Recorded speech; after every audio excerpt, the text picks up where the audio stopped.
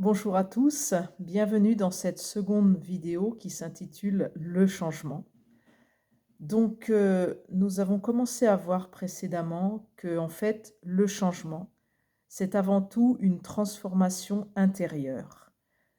Et pour cela, nous avons à prendre la responsabilité pleine et entière de tout ce que nous créons, car c'est nous qui créons, c'est nous qui attirons les situations.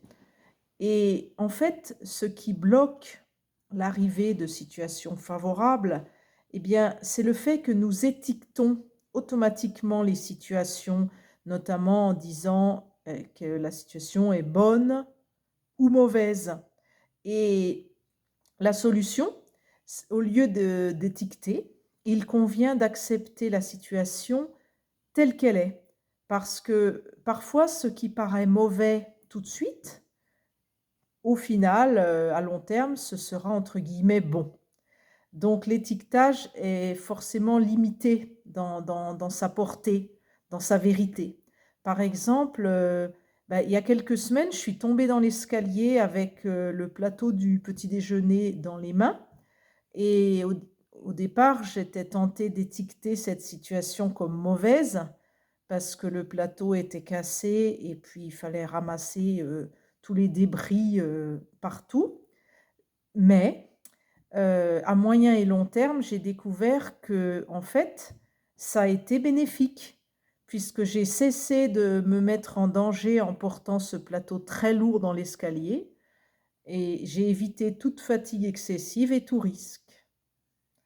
Du coup, eh bien, il est important d'accepter que chaque situation porte une opportunité de changement, parce qu'à chaque fois, on apprend quelque chose.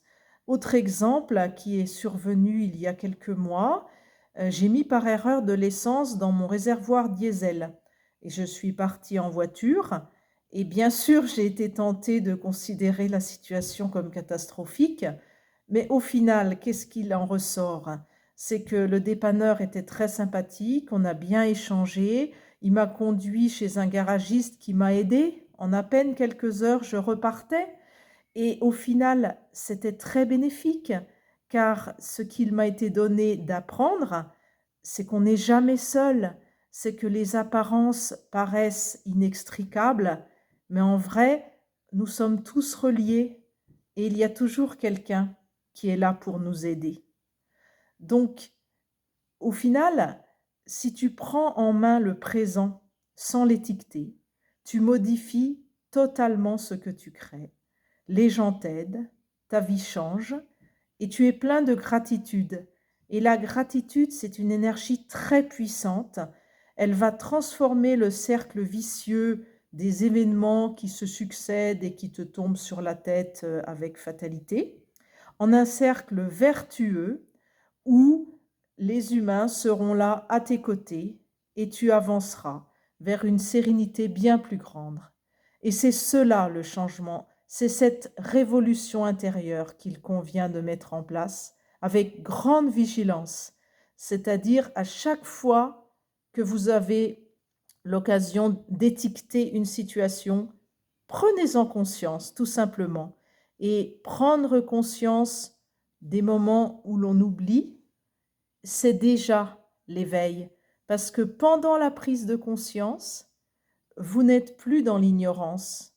Vous vous éveillez à une réalité beaucoup plus haute, qui est celle de l'acceptation de ce qui est. Et voilà le changement. Voilà la révolution intérieure qui est la vôtre. Et ainsi, les situations deviennent beaucoup plus favorables.